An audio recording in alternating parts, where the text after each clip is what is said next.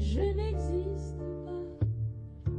Voilà la magie de Jazz en tête, c'est que tout se passe un petit peu au même moment.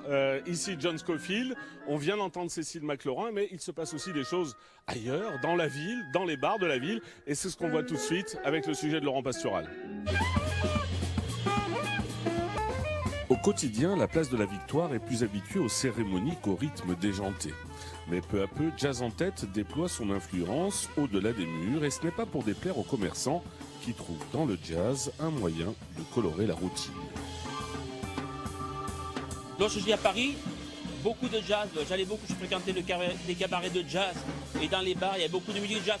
Alors qu'à Clermont, ça commence à se développer, je trouve que ça commence à prendre de l'ampleur, voilà. Et c'est positif pour vous? Très positif, très positif.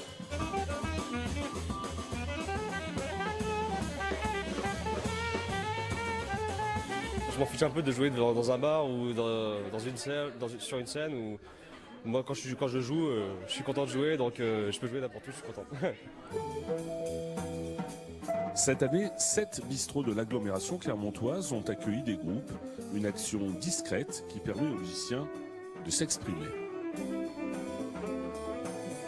Le Jazz Club, c'est un ensemble de personnes, des professionnels et des amateurs.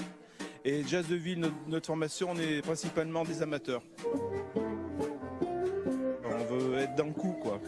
Et donc, d'aller jouer un peu vers les gens et d'aller rencontrer les gens, ben, c'est super pour nous et pour les gens aussi.